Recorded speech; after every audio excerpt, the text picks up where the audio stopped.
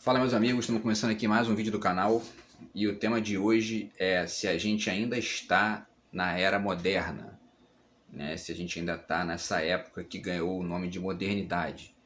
Antes de começar o vídeo, os parabéns aos amigos filósofos, né? Porque dia 16 agora foi o dia do filósofo, então parabéns aos colegas da filosofia. E a gente precisa, né, continuar refletindo sempre, porque o momento do país exige isso, né? Inclusive no mês que vem, já falei aqui, já escrevi também no Facebook, vou fazer alguns vídeos sobre a questão da eleição, especialmente o Bolsonaro, né? Então, para utilizar a filosofia para poder tentar pensar esse processo eleitoral aí, tá?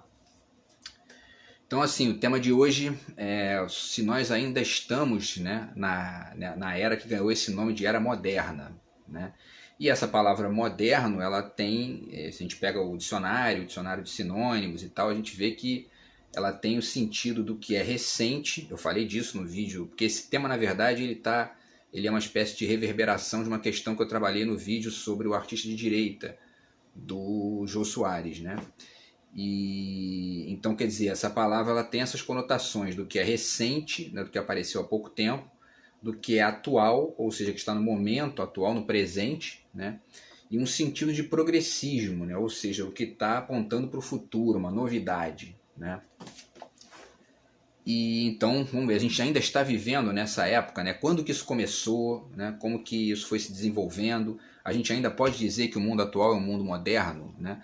Porque cada inovação tecnológica que aparece, as pessoas, né, ponderam que é a modernidade, né? O mundo moderno e tal. E essa palavra ganhou quase que o senso comum, né? Mas faz sentido, ela continua fazendo sentido. Existe todo um debate dentro da filosofia e também da literatura que pode ajudar a gente a pensar isso, tá? Então vamos tentar fazer isso aqui agora. Na verdade, para além desses sentidos, né, de recente, atual e progressista, a gente pode também dizer que um dos sentidos da palavra moderno está conectado com a ideia de mudança, né? O que é moderno é o que está mudando, né? Ou seja, o que tá substituindo algo anterior, né? E essa ideia de mudança, na verdade, é uma ideia que existe desde sempre na história da humanidade, né? O ser humano, inclusive, ele é fruto de um processo de mudança do Homo erectus, né? Para o Homo sapiens, né? Então, quer dizer, todo esse processo de mudança, isso, né, não deixa de ser uma espécie de progressismo, né, da situação ali, porque é o que acontece o tempo todo, né? Porém, a história da humanidade foi se desenvolvendo a partir de outros referentes também, não só o referente da mudança estrito senso, né? E aí a gente tem lá os gregos, né? E depois a Idade Média tem uma série de retrocessos ali, quer dizer, na verdade, naquele momento, em vários pontos, a humanidade retrocedeu, né? E isso acontece também o tempo todo, né? Você caminha num determinado ponto, né? Algumas coisas evoluem, né? Se ampliam, outras, né, acabam retrocedendo, acabam indo, né? Acabam voltando, né, para épocas anteriores. E isso está o tempo todo flutuando, né? E mesmo coisas que aparentemente são modernas, entre aspas, né, podem ali ter aspectos que são retrógrados, né? São, enfim, retrocessos e tudo mais, tá? E aí a gente tem, né, depois da Idade Média, o Renascimento. Essa palavra é interessante, né? Renascimento, porque o que renasce ali, na verdade, são os ideais gregos, né? Então a ideia de renascimento, ela não é exatamente algo que a gente possa chamar de moderno no sentido atual. Por quê? Porque algo renasce, né? Então há uma mudança, mas uma mudança no sentido de trazer algo do passado de volta, né? Obviamente que redefinido a partir de outros valores e substituindo uma situação ali naquele momento. Só que efetivamente é algo novo, né? É algo enfim, uma mescla, né, de elementos antigos com elementos daquele momento lá. E aí a coisa vai caminhando, caminhando e tal, né? Obviamente que não dá pra gente falar de tudo, mas a gente vai chegando em certos momentos, né, que são importantes para estabelecer o sentido moderno, o sentido atual, ou o sentido moderno da palavra moderno, né, da palavra modernidade. um desses momentos principais é o romantismo alemão, né? Os românticos alemães enfim, o romantismo de maneira geral vai desenvolvendo uma série de ideias ali, e a Alemanha de maneira geral vai desenvolvendo, e a França também, né? Vão desenvolvendo várias mudanças conceituais e mudanças de proposta de mundo que vão acrescentando elementos ali à sociedade, além da Inglaterra também, de outros países da época, né, do século XVIII, século XIX especialmente, né? Mas a gente está falando do século XVIII aqui ainda, né?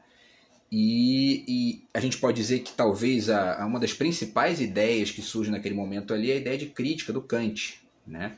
Então tem os 3 trabalhos do Kant lá, que é o Crítica da Razão Pura, Crítica da Razão Prática, Crítica do Juízo. E essa ideia de crítica já é uma certa, vamos dizer assim, né, um certo... ó, fez zona ali. É uma certa... é a manifestação da ideia de mudança, né? Então, quer dizer...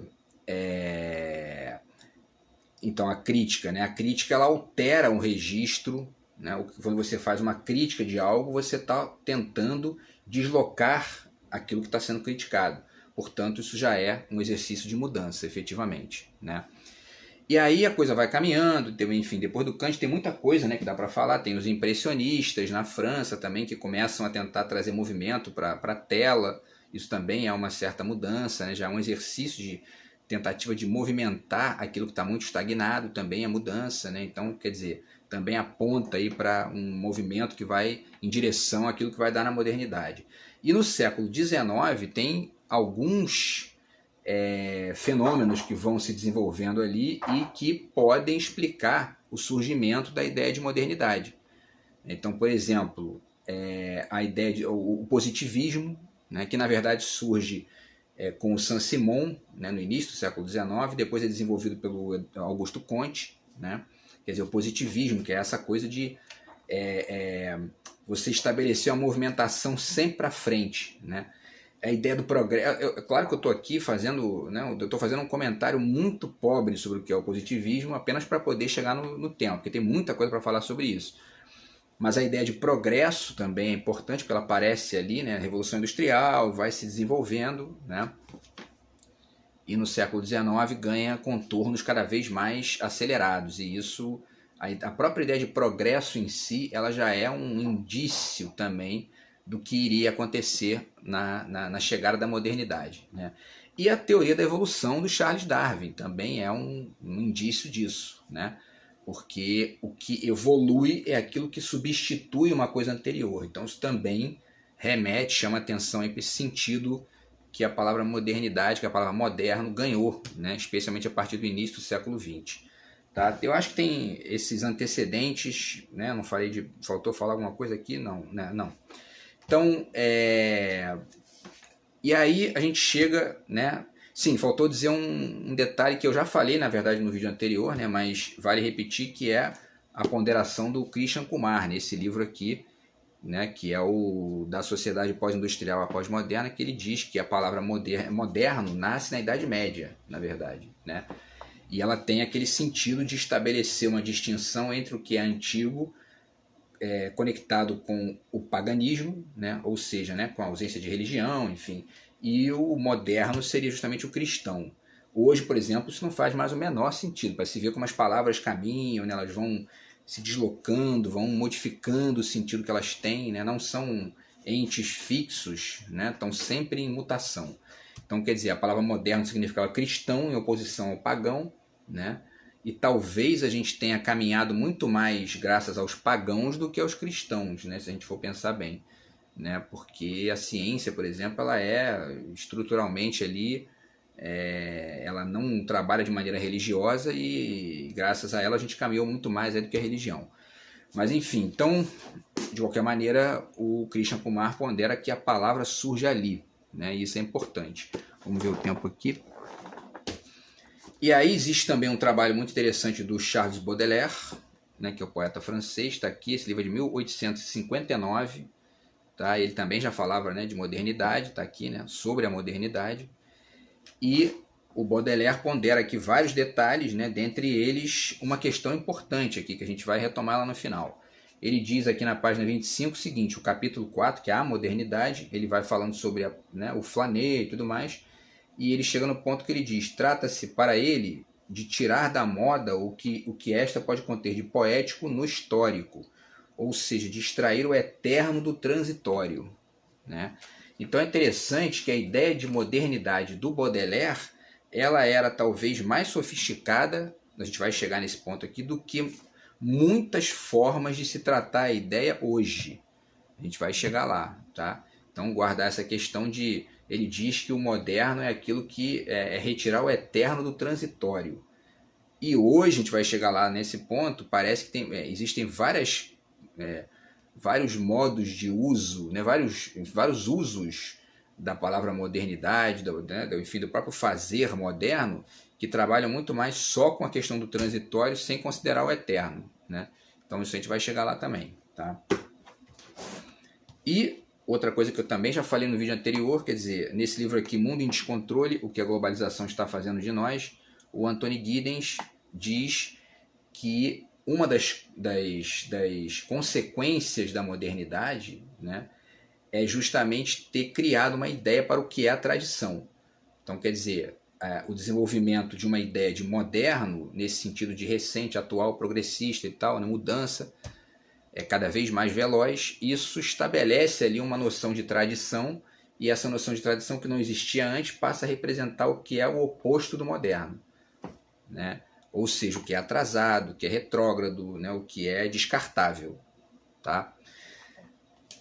Porém, as coisas vão caminhando. Então o século XX começa e tal, tem uma série de desmembramentos dessa ideia, as vanguardas, né? na Europa, na França e tal, na Alemanha, que são justamente isso, exercícios de modificação radical ali de vários contextos, né? Tanto artísticos, quanto comportamentais, quanto políticos, quanto, enfim, né? De todas as ordens. E o século XX começa a caminhar e tal, e o Brasil assimila essas modificações, assimila esses contextos ali com um movimento que foi o movimento modernista brasileiro, que culminou na Semana de Arte Moderna de 1922, que fez 100 anos esse ano, a gente fez vídeo sobre isso, né?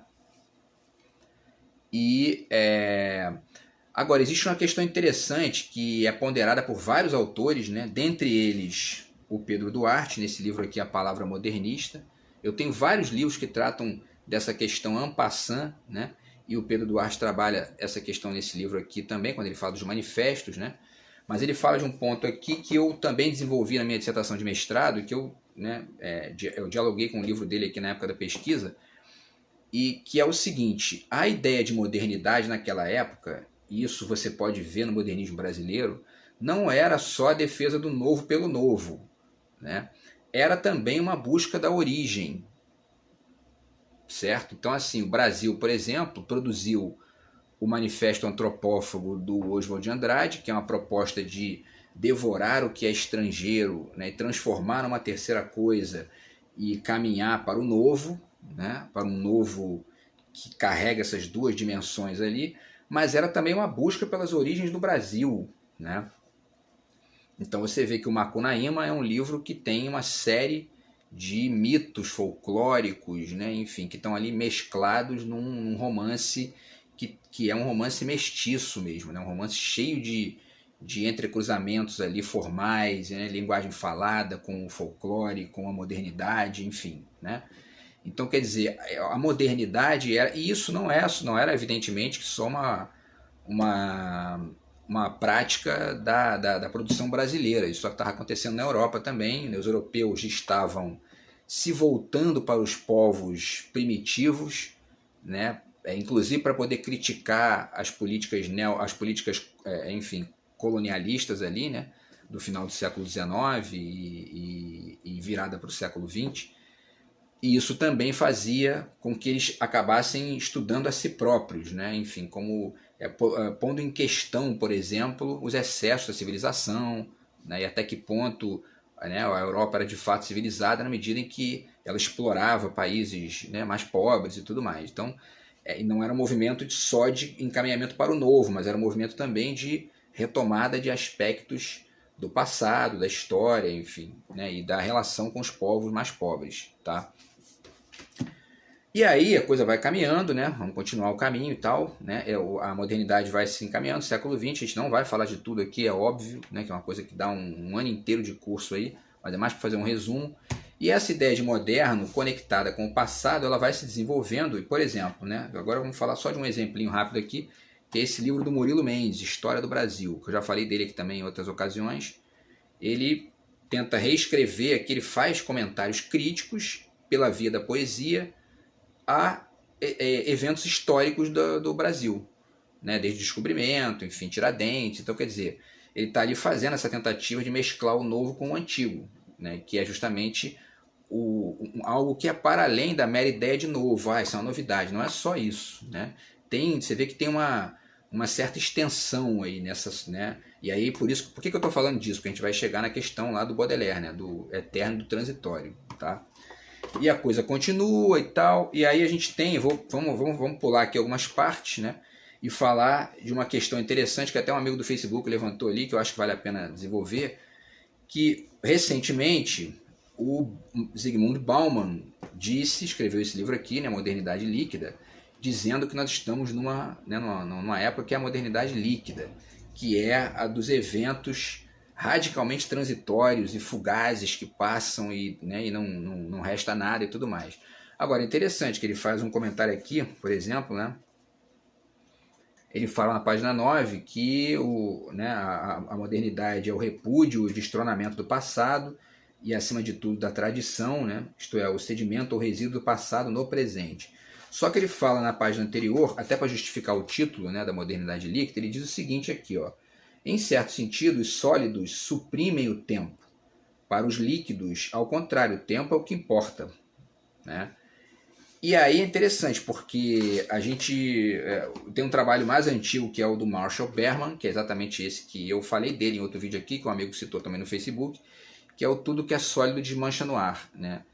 Que remete mais à ideia do gasoso, que eu até citei isso também no vídeo anterior, né? Talvez aqui influenciado sem ter tido conta disso na hora pelo trabalho do Berman. E, enfim, essa ideia de gasoso que ele está apontando aqui, também não vou falar do livro todo, que tem várias questões interessantes aqui, né? Mas eu quero trabalhar essa ideia de sólido, líquido e gasoso, quer dizer, né? E aí essa ideia do Bauman de que o líquido ele justamente funciona no tempo, né? É interessante, porque talvez a modernidade, essa modernidade que cria costuras de extensão, de rigor e tudo mais, seja uma modernidade mais líquida do que essa que só trabalha com transitório e com fugaz, que é a modernidade gasosa, né? E que é uma modernidade que acarreta uns problemas, que a gente vai chegar lá também no final do vídeo. Vamos ver aqui o tempo, né? Isso é importante, porque essas diferenças são importantes para a gente entender até como que a gente se comporta em relação às coisas, né? Parece que é um tema muito abstrato e tal, mas não, é uma questão que influencia a nossa vida cotidiana o tempo todo, entendeu? E aí vamos lá, manifestações da modernidade, tá? Na teoria, por exemplo, você tem o trabalho do Émile Cioran, Breviário de Decomposição. Então essa ideia de decomposição é isso, né? Se eu quero que tudo seja novo, eu tenho que ficar decompondo tudo, tenho que ficar, né, destruindo tudo. Essa é uma ideia também que se discute muito, a ideia de ruína e tudo mais. Quer dizer, né, o quanto que a modernidade começa a ser uma coisa de destruir tudo, né, já que o novo vira uma espécie de religião, então nada que é antigo pode continuar, tudo tem que ser destruído, né, tudo tem que ser substituído. E isso gera, inclusive, uma questão que é muito criticada no próprio capitalismo, que é a questão agora me fugiu o nome, mas é obsolescência planejada, né? Quer dizer, que é isso, né? Obsolescência planejada. Os produtos são feitos para durar pouco, para durar ali cada vez menos, né? Eu lembro que eu tenho guardado aqui o seguro, né, o certificado de garantia de um fecho de geladeira da minha avó, que ela tinha, né, e estava escrito no fecho de geladeira, o certificado de garantia era de um século. Estava escrito lá, eu tenho até isso em fotografia e tal. E hoje, se durar 10 anos, né, você fica uma geladeira, né, você fica feliz porque, né, Isso a geladeira, porque esses produtos menores, celular, enfim, duram 2 anos, 3 anos, daqui a pouco você não tem mais como usar. E isso faz parte do processo ali de sustentar até às vezes a lógica do emprego, enfim, né? Tudo isso a gente tem que ponderar na reflexão. Mas o fato é que isso também influencia na nossa maneira de entender o mundo, quer dizer, ou seja, né, no cognitivo. Isso é o que a gente pensa aqui, o mais importante para a gente trabalhar é isso aqui, entendeu? Então, assim, o breviário de decomposição, né, a decomposição, porque a decomposição do Cioran é uma decomposição rigorosa, uma decomposição de quem estuda. Não é uma decomposição, não, é destruição pela destruição, né? Enfim, e aí tem o Agamben, que já é um trabalho mais recente, que é o Profanações, né? Tem um texto aqui chamado Elogio das Profanações. Só que quando você vai ler o texto do Agamben, você vai ver que não é a profanação pela profanação. Ele está ali tentando fazer um diálogo entre as noções de profanação e sagrado, profano e sagrado, enfim, né? Isso é interessante, mas também tem uma ambiguidade, porque por um lado é interessante porque é um rigor, mas por outro acaba gerando uma espécie de homologia. Também existe uma crítica a isso também, quer dizer, né? E aí? Então quer dizer que qualquer coisa serve, né? Quer dizer, se tudo é profano e sagrado ao mesmo tempo, então não tem mais diferença nenhuma. Também isso é muito discutido, mas o fato é que profanar é um ato moderno, né?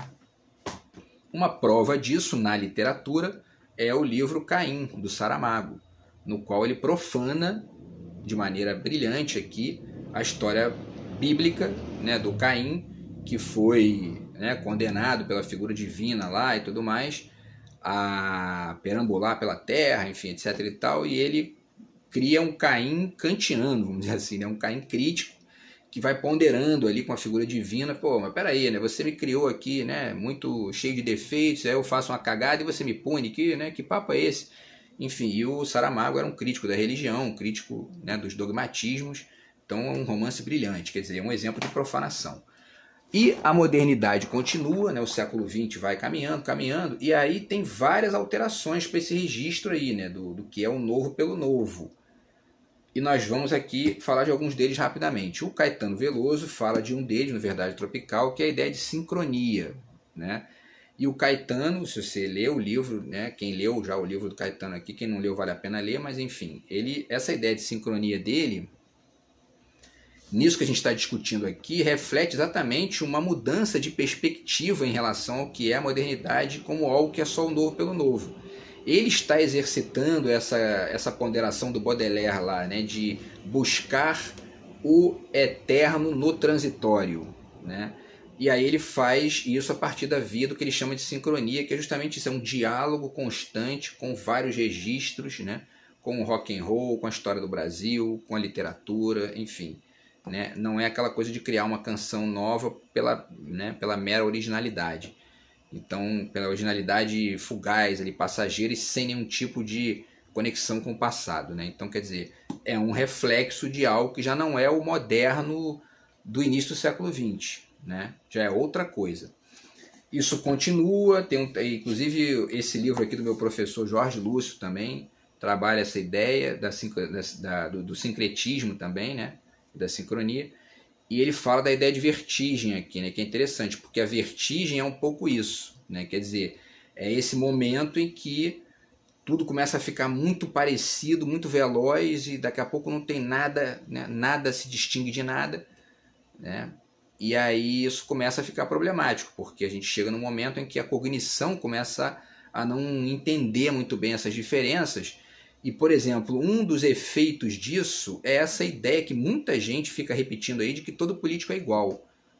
E eu já fiz um vídeo sobre isso aqui também. Isso é uma espécie de efeito da vertigem, né? Por quê? Porque, né, as pessoas não conseguem mais enxergar a diferença nos políticos, né? Porque estão ali meio que afogadas nessa coisa muito fugaz de não tem tempo de estudar o projeto, não tem tempo de perceber a diferença. Então a saída é uma saída cínica, como o Sloterdijk desenvolveu. Dizer, não, todo político é igual, entendeu? E isso não é verdade, né? Entendeu?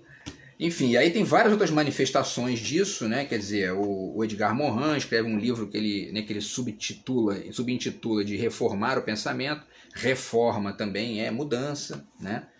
e uma série de outras manifestações. Esse tem um texto aqui também do Lorenzo Mami, desse livro que fala sobre as bordas, né, que é a pintura também saindo da moldura, ou seja, uma mudança também, mas é uma mudança em diálogo, né, não é uma mudança pela mudança.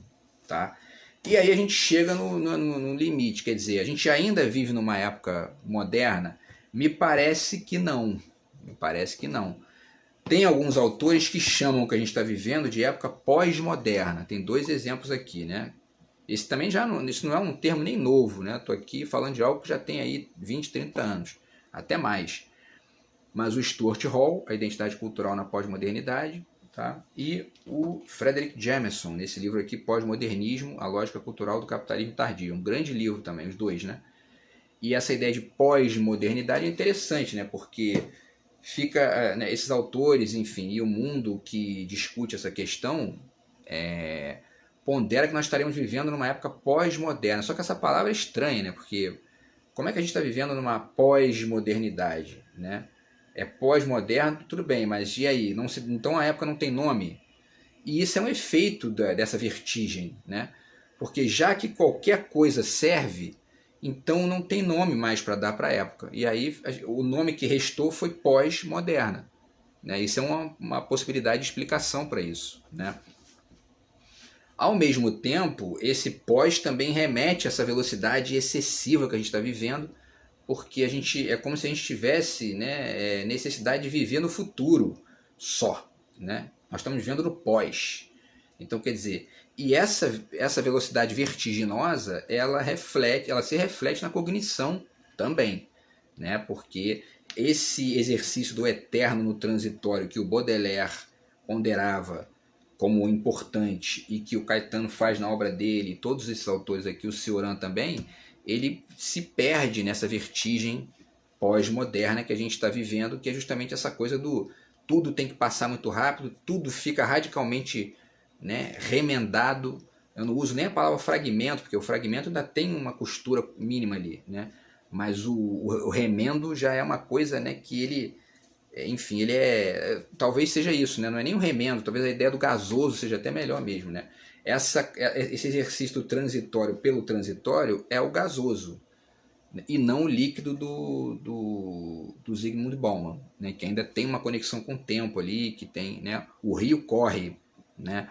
O gasoso ele é praticamente invisível, né? É claro que a partir de outras perspectivas isso pode ser redefinido e tudo mais, mas o fato é que essa é uma discussão que a gente tem que pensar aqui em relação à questão da cognição, né? E aí, para finalizar, vamos chegar a algumas manifestações contemporâneas disso, né? O Mia Couto tem um texto muito interessante nesse livro aqui, Se Obama Fosse Africano, que eu já falei dele também, que ele fala dos idiomas plurais, né? É importante trabalhar com os idiomas plurais. Essa ideia do idioma plural ela é muito interessante, porque ela chama atenção para a gente para o fato de que a gente tem que pensar na ideia de mescla. E a ideia de mescla não é o fugaz, não é o transitório pelo transitório, é uma multiplicidade, mas com rigor, né? Entendendo que existem várias conexões ali e, ao mesmo tempo, em certos momentos, estabelecendo posicionamentos de diferença, tudo mais, inclusive na questão política, que é importante para a gente agora na eleição, né?